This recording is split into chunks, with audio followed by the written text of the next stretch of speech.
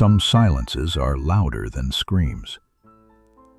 I learned this during my senior year biology trip to Echo Canyon, 3 hours northeast of our school. 23 students, 3 teachers, and 5 days of what Mr. Henderson called experiential learning in natural ecosystems. The kind of trip that looks good on college applications and makes parents feel like they're paying tuition for something meaningful. I'm the only one who came back. The official report blamed a series of hiking accidents, equipment failures, poor weather conditions, a tragic confluence of circumstances that resulted in multiple casualties across the canyon system. The kind of explanation that satisfies insurance companies and keeps lawsuits manageable. But reports don't capture the sound Emma made when she realized something was following us through the trees. They don't document the way Marcus's voice changed pitch when he started speaking in a language none of us recognized. They can't quantify the weight of the silence that settled over our campsite on the 3rd night, heavy as a blanket soaked in cold water. Some things resist documentation. The first sign something was wrong came during setup on Monday afternoon. We'd hiked 4 miles into the canyon, following a trail that seemed to shift subtly when you weren't looking directly at it. Not enough to get lost, just enough to make you doubt your sense of direction.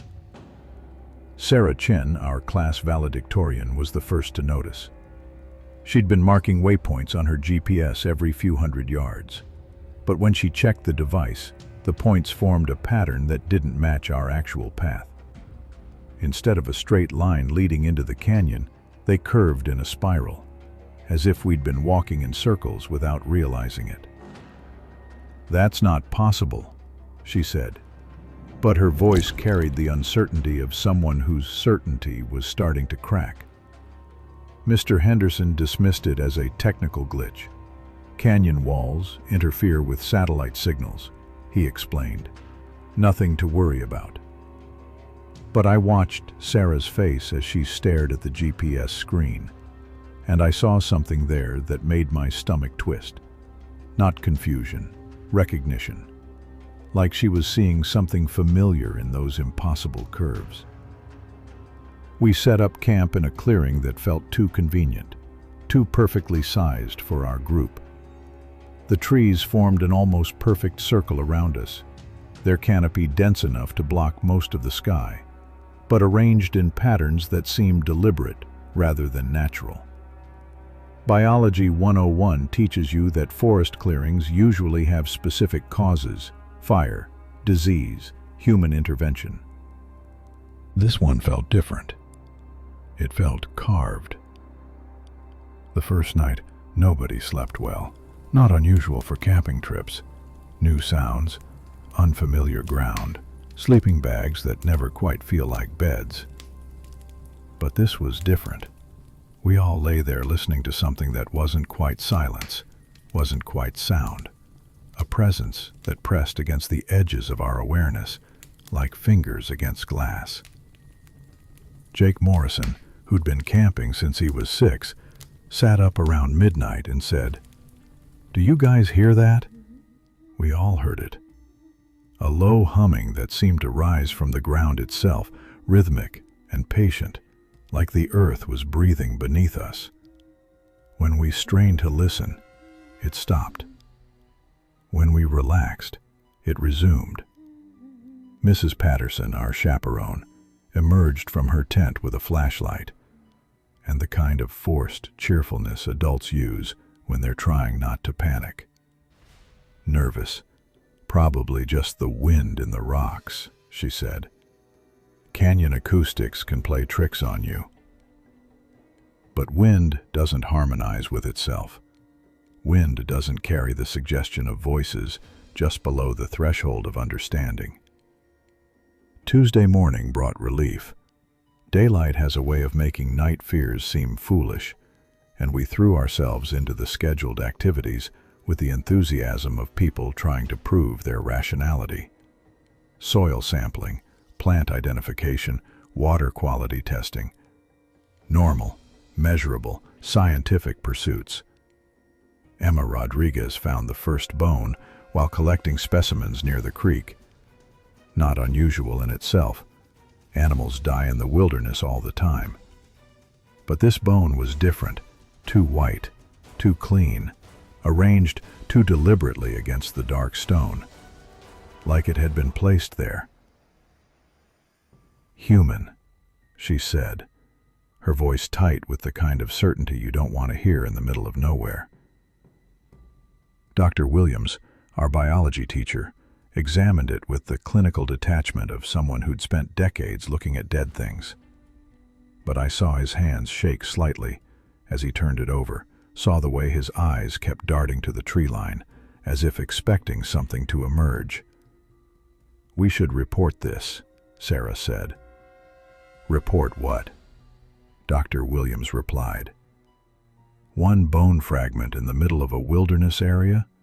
Could have been here for decades. Could be from anyone." But his voice carried the hollow ring of someone trying to convince himself, as much as us. That afternoon, Marcus Tellerman started acting strange. Not dramatically. Marcus was always a little odd. The kind of quiet kid who read philosophy during lunch and wrote poetry nobody understood. But around 3 o'clock, he began speaking in what sounded like a completely different language. Not foreign words mixed with English, not the kind of linguistic confusion that comes from studying multiple languages. Something else entirely. Consonants that clicked and flowed in patterns that hurt to follow. Vowel sounds that seemed to resonate from places deeper than his throat. Marcus. Emma approached him carefully, the way you might approach a sleepwalker. "You okay?" He looked at her with eyes that were his but somehow weren't, and said something in that liquid, impossible language. Then he smiled, the same smile he'd worn every day for 4 years of high school, and said, "Sorry, just thinking out loud." But thinking in what? By evening, 3 more bones had appeared around our campsite. Not found, appeared. Arranged in a pattern none of us remembered seeing that morning. Positioned with the kind of geometric precision that doesn't happen naturally. Mr. Henderson called a group meeting after dinner. 26 of us sitting in a circle around a campfire that seemed smaller than it should have been, surrounded by darkness that felt more solid than empty space should feel. "I know some of you are feeling unsettled," he said, using the same tone he employed for discussing disappointing test scores. "New environments can be disorienting. Our brains are wired to find patterns and threats even when they don't exist. But patterns do exist when you're looking at human bones arranged in perfect mathematical spirals. Threats do exist when the forest around you has gone completely silent, except for sounds that belong in no earthly throat." That night, the humming returned. Louder this time, more complex. Not just one voice, but many, layered in harmonies that made my teeth ache and my vision blur at the edges. I lay in my sleeping bag, trying to convince myself it was wind, or water, or some natural acoustic phenomenon I didn't understand. Then Sarah started screaming. Not the sharp, sudden scream of surprise or pain, but the long, exhausted scream of someone whose sanity is fraying thread by thread. I unzipped my tent and saw her standing in the center of our campsite, arms outstretched, head tilted back at an angle that looked wrong. "They're coming up," she said, in a voice that was hers but flattened, emotionless. "They've been waiting so long, and now they're coming up." The ground beneath our feet began to vibrate. not an earthquake. Something more deliberate, more purposeful. Like something vast was moving beneath the earth, shifting position after years of stillness. That's when the disappearances started. Not dramatic vanishings. No sudden absences that made you realize someone was gone. People simply faded. You'd be talking to them one moment, and the next moment you'd be talking to empty air, with no memory of when they'd stopped responding. Jenny Walsh was first. I was discussing tomorrow's hiking route with her when I realized I'd been speaking to myself for the past 5 minutes. Her sleeping bag was still in her tent. Her backpack still sat beside the fire. But Jenny herself had simply ceased to exist in any meaningful way. The strange thing was, it took me almost an hour to become concerned about this. By dawn on Wednesday, we were down to 19 people. 5 students had faded during the night, along with Mrs. Patterson. The remaining adults, Mr. Henderson and Dr. Williams, seemed to be fighting some kind of internal battle, their faces cycling between confusion and a dreamy acceptance that was somehow more terrifying than panic would have been. "We should hike out," I said during what passed for breakfast. "Something's wrong here." "Wrong?" Dr. Williams looked at me with eyes that seemed slightly out of focus. "Everything's perfectly natural. This is exactly what we came here to study." "What about the missing students?" "Missing?" He frowned, genuinely puzzled. "Everyone's here. Everyone who's supposed to be here." I looked around the circle of remaining faces and saw the same dreamy confusion in most of them, as if their memories were being edited in real time, adjusting to accommodate whatever was happening to us. Only a few of us seemed fully aware of what we'd lost. Sarah, when she wasn't speaking in that flat, prophetic voice. Marcus, between episodes of his impossible language. Emma, who kept a running count of our dwindling numbers on a piece of paper she hid in her pocket. And me. Wednesday night, the ground opened. Not everywhere, not dramatically, just small fissures at first. Hairline cracks in the earth that exhaled air with the smell of deep places and old secrets. The humming grew louder, more urgent, and the spaces between the trees began to fill with movement that never quite resolved into recognizable shapes.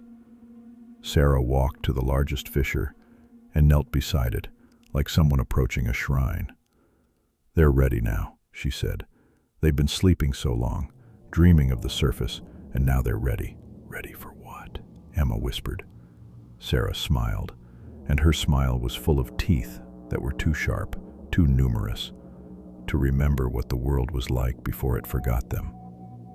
That's when I understood.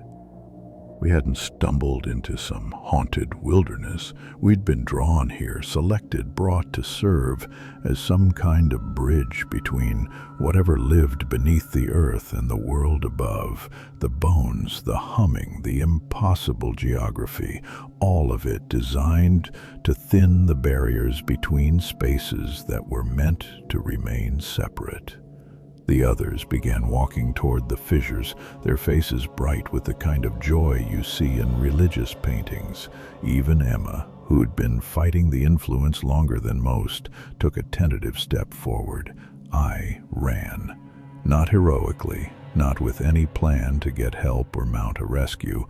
I ran because every instinct I had was screaming that staying meant joining them, meant becoming another voice in that underground chorus. The forest tried to stop me. Trees shifted position when I wasn't looking directly at them. Paths curved back on themselves, and the darkness between the branches seemed to reach for me with fingers made of shadow and hunger. But terror is a powerful motivator, and I crashed through underbrush and over rocks with the single-minded determination of prey that knows it's being hunted.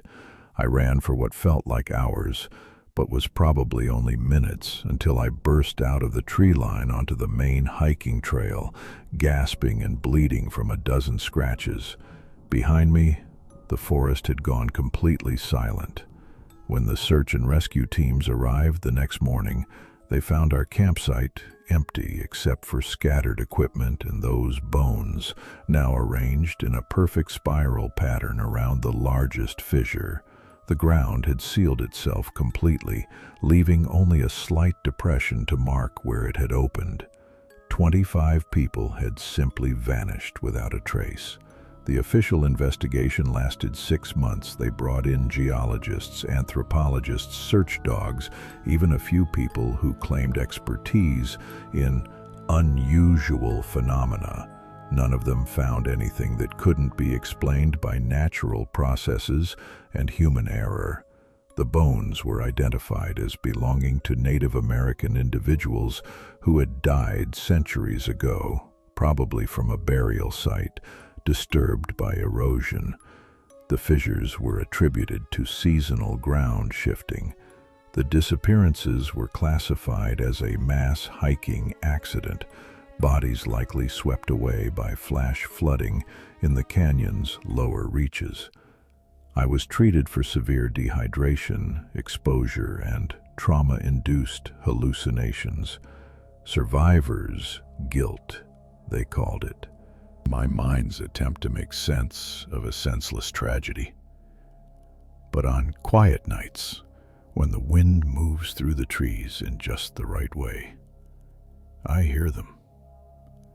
That harmonic humming rising from beneath the earth. Voices that were once my classmates and teachers, joining a chorus that has been singing since before humans learned to fear the dark. They're still down there, still serving as bridges between worlds that should never touch.